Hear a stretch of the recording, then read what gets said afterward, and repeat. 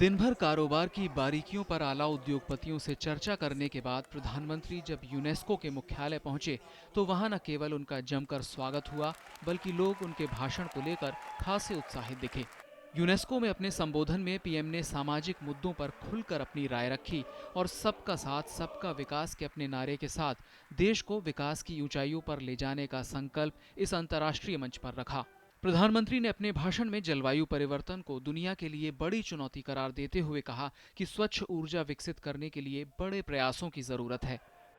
Climate change is a pressing global challenge and it calls for a collective human action and a comprehensive response. Too often, our discussion is reduced to an argument about emission cuts.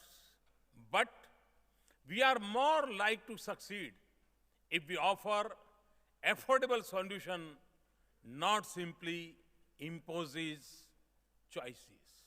That is why I have called for global public action to develop clean energy that is affordable and accessible to all. प्रधानमंत्री ने UNESCO में अंतर्राष्ट्रीय योग दिवस का जिक्र किया और सबको बताया कि उन्होंने ये प्रस्ताव क्यों किया। Yoga awakens a sense of oneness and harmony with self, society, and nature. By changing our lifestyle and creating consciousness, it can help us deal with climate change and create a more balanced world. UNESCO की महानिदेशक ने भी उनके इस प्रस्ताव की खुलकर सराहना की।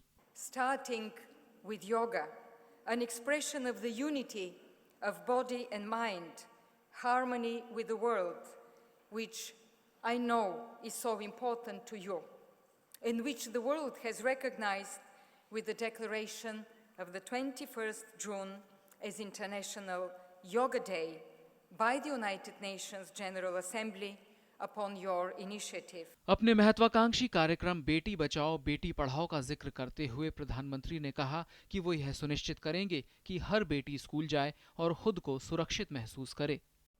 Our progress will remain a mirage unless women no longer suffer from daily fear or barriers to opportunity, and when they are no longer victims of exclusion and prejudice.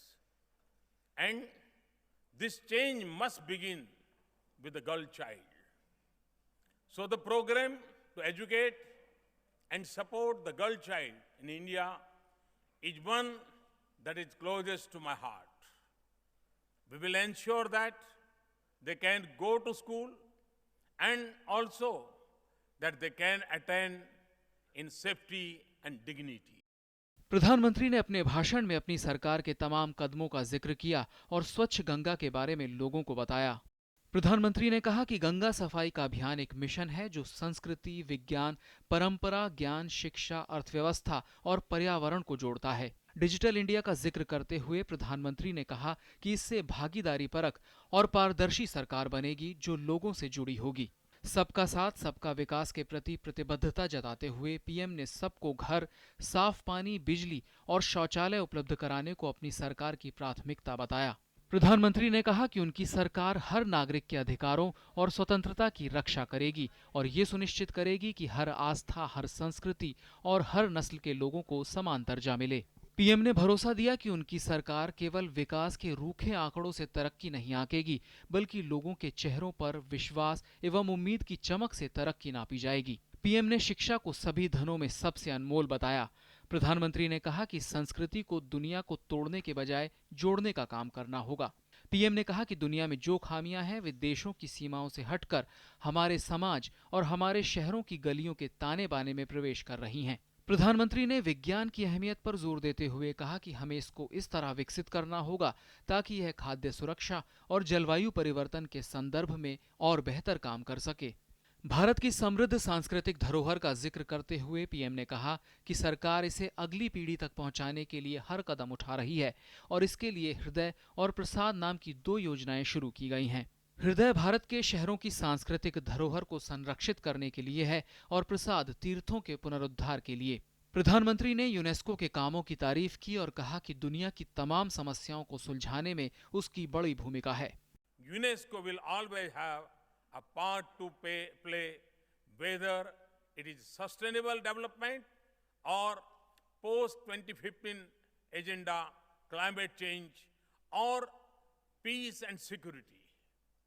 UNESCO's responsibilities to our future have become bigger, and so our resolve must be stronger. इससे पहले UNESCO के मुख्यालय पहुंचने पर UNESCO की महानिदेशक Irina Bokova ने उनका स्वागत किया। वहीं पर पीएम ने आध्यात्मिक गुरु और दार्शनिक अरबिंदो को श्रद्धांजलि दी। पेरिस से सुधाकर दास और नंदिनी मित्तल के साथ news night desk, DD news.